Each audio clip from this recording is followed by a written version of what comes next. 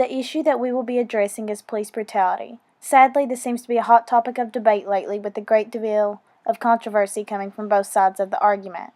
Recently, you probably haven't been able to turn on your television without seeing some sort of tragedy involving a police officer using excessive force headlining. Not only will we be addressing this concern, but the fact that racial discrimination is also said to be involved. As a group, we've concluded that our main question will be, is police brutality a real issue, and if so, does race play a role in this? Our intended audience is those who aren't well informed over the issue, and for students and other young people who would like to stand beside us in the fight to end police brutality. We hope to make others feel like we can make a difference and their voices matter, especially for people who are unable to talk for themselves. As we conducted the research, we searched through many online articles and advocacy groups that were very helpful. Looking into these groups, we found interesting statistics and people who share the same beliefs that we do regarding our topic. We also discovered that there were over 100 police-related killings in the month of March alone. That equals out to about 3 people murdered each day. We then looked into highly publicized deaths such as Mike Brown and Eric Garner. The information we found will help us dig farther and bring attention to others. The death of 18-year-old Mike Brown struck everyone in one way or another. Brown was running away from Officer Darren Wilson when he turned to look back and was shot 12 times. However, Officer Wilson was not indicted.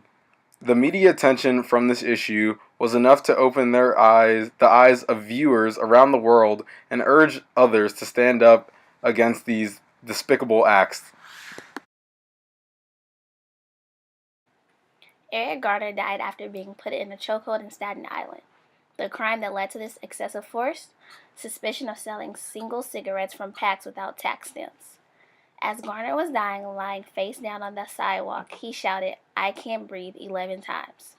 We also find it interesting that the man responsible for filming the killing was targeted and stalked by police.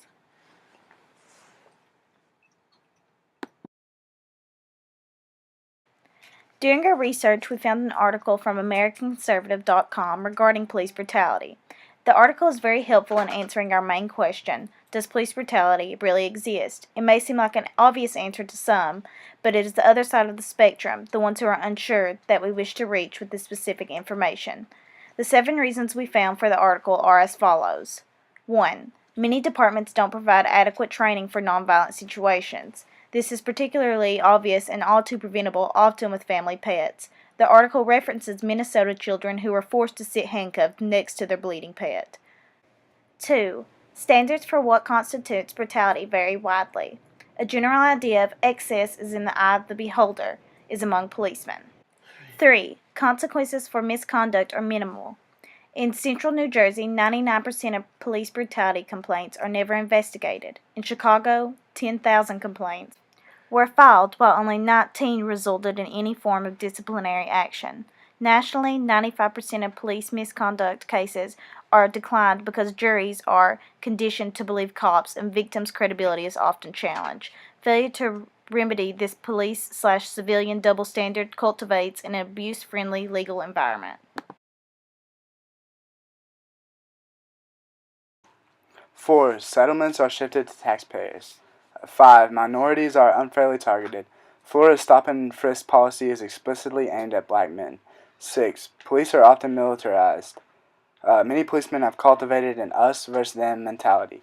And finally, 7. Police themselves say misconduct is remarkably widespread. 84% of officers have seen a colleague use excessive force on civilians, and 61 admit that they don't always report it, even serious criminal violations. All of our research conducted through our project and this presentation are helpful to our specific question. Is police brutality a real issue? If so, does race play a role in this? This information discovered was very helpful, and we hope to make a difference by developing a common ground with other activists who feel strongly about this subject. By doing that and continuing to keep up with their blogs, we hope to unwrap more investigations, including ones with minimal media coverage. We've shared the desire for this general concept since we became a group, and we still feel passionately about this. This topic allows us to focus in specific parts but still continue to look at the issue as a whole.